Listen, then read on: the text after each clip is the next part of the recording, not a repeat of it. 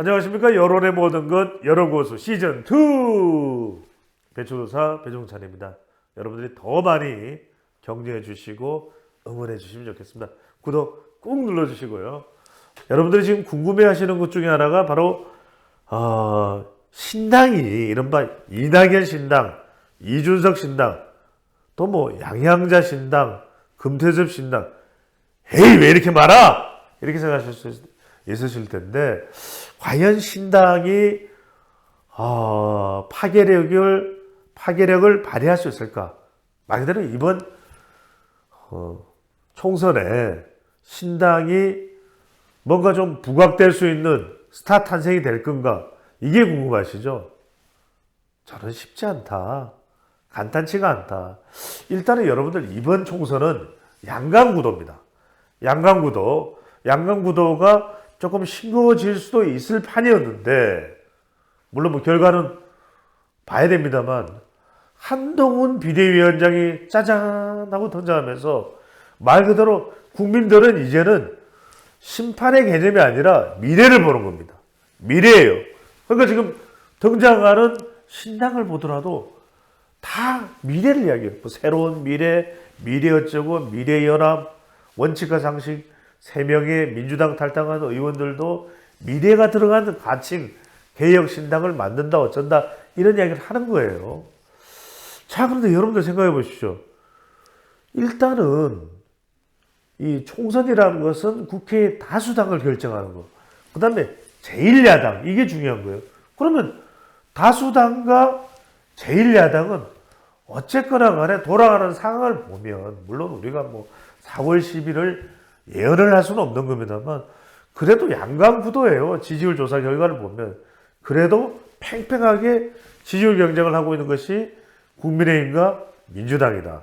그러면 이 두 정당 중에 다수당, 이 두 정당 중에 또 제1야당이 나올 수도 있고, 집권 여당이 이제 국민의힘이 다수당이 되면 민주당이 제1야당, 민주당이 다수당이 되면 집권 여당 2당 이렇게 되는 겁니다, 여러분들. 그래서 신당이 비집고 들어갈 틈은 사실은 많지가 않아요. 그런데 왜 신당이라는 것 자체가 생길 수밖에 없냐면, 결과적으로는 지금 리더십을 인정하지 못하겠다는 거죠. 그러니까 이낙연 전 대표도 이재명 대표하고는 죽어도 함께 못하는 거예요. 그러니까 나올 수밖에 없어. 원칙과 상식도 오죽했으면 민주당에 뼈를 묻겠다고 하는 그런 사람들 아니겠어요? 조홍천, 김종민, 그 다음에 이원우.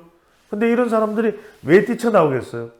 자, 당이 대통령 지지율 부정평가가 저렇게 높은데 민주당 지지율은 이재명 리스크에 몰려가지고 이재명 리스크에 박혀서 지지율이 더 돌파구를 만들지도 못하고 있죠. 그러니까 자기들도 지금 지역구에서 어떻게 될지 모르겠다. 더군다나 지지율마저 민주당이 별로 신통치 않은데 자객 공천이 막 있는 거예요. 그러면 우리는 어떻게 나갈 수밖에 없다. 미래를 위해서 이렇게 원칙과 상식 4명 중에서 윤영찬 의원을 제외하고 나올 수밖에 없는 거예요. 이준석 전 대표도 이게 뭐 당 내에서 이른바 중진 기득권하고는 안 맞는 거예요. 그러다 보면 나올 수밖에 없었다. 그런데 여러분들이 한번 생각해 보십시오. 지금 나오는 신당에 대한 지지율 조사를 보면, 일단 신당을 지지할래 지지하지 않을래 그러면 지지하지 않을래가 상당히 높아요. 그리고 신당을 넣어서 이준석 신당, 이낙연 신당, 땡땡당, 정의당은 이미 뭐 그냥 무너질 대로 무너져버린 상태고, 지지율을 보면요. 지지율을 보면 그렇다는 겁니다. 그러면 이 상황에서 어차피 우리 국회의원 선거구가 지역구가 어떤 제도입니까? 소선거구 제도예요. 한 표라도 더 많이 당선된 사람이 국회의원 되고, 아니 나머지 사람들은 다 낙선자야. 그러니까 여러분 생각해 보시죠. 서울 종로구에서 자, A 후보가 100표, B 후보가 99표, C 후보가 98표, D 후보가 97표. 그래도 뭡니까? 당선자는 당선자는 100표를 얻은 사람이에요.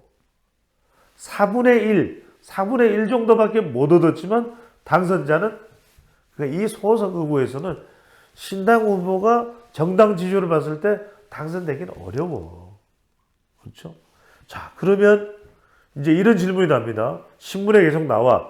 이낙연, 이준석 손잡을 듯. 손잡을 듯 해야, 손잡을 듯 해. 이래야 기사가 써지지. 손 안 잡을 듯 해. 그러면 그 기사를 누가 보겠어요? 이낙연 불출마 생각하며 금태섭과 양양자도 받아들일 듯?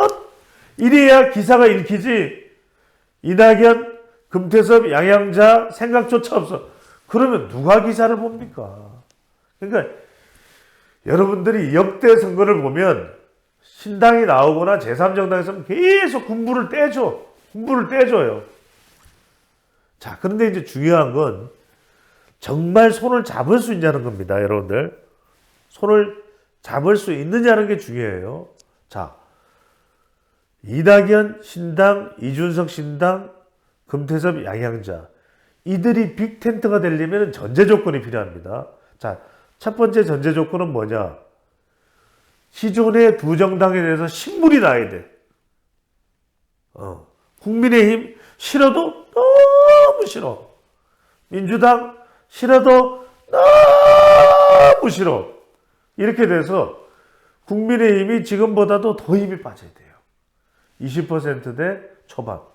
민주당도 20%대 초반. 그러면 두 정당을 합해서 50%가 안 돼야 돼. 그러면 빅텐트가 이제는 우리의 선택지가 될 것 같은데? 라는 생각이 나와야 돼요. 또 하나는 뭐냐면 국민의힘 왜 좋아하세요? 내가 보수라서. 민주당 왜 좋아하세요? 내가 뭐 진보라서. 국민의힘은 싫어서. 국민의힘 지지하는 사람들은 민주당 싫어서. 이런 거예요. 그러니까 뚜렷한 이유가 없어. 근데 여러분들이 뚜렷한 이유는 딱 하나 있죠. 합해져야 되는데, 그러면 이 합해지는 사람들의 이념이 같아지거나, 3P입니다. 3P 분석입니다. 필로소피, 철학이 같아야 돼요. 이준석과 이낙연과 금태섭과 양양자의 철학이 같을까? 그냥 한 표만 더 얻어야지, 의석 하나만 더 챙겨야지. 이렇게 접근해서는 선택을 못 받아요. 또 하나는 뭐냐면 기깔난 정책이 나와요. 기깔난 정책. 이런 정책이 있었어요? 이런 공약이 있어요? 그런 게 있어야 돼요. 그래야 이른바 기깔난 정책, 팔러시. 여러분들이 이제 친구분들하고 약주 한 잔을 들어 똑똑해집니다. 신당이 말이야, 빅텐트가 쉽지가 않아. 3P가 없어. 그래, 뭐야? 3P가 뭐야? 필로소피하고 말이야, 팔러시하고 마지막에 피플이야. 사람이 구름대처럼 모인 여러분들. 당이요. 지금 이준석 전 대표도 상당히 노력하고 있습니다. 4만 명, 500명. 근데 여러분들, 지금 민주당, 국민의힘은 당원이 몇 명이겠습니까? 200만, 300만 그래요. 총선 때는 더 들어옵니다. 그러니까 몇만 이게 영향이 없다는 것이 아니라 그게 다 그러면은 그 4만 명의 당원들이 들어왔는데 이낙연하고 앞에 그럼 나 안 할래. 금태섭하고 앞에 나 안 할래. 양양자하고 앞에 나 안 할래. 이렇게 돼버리는 겁니다. 그러니까 말 그대로 철학, 필로소피, 팔러시, 정책이 같아야 되는 거예요.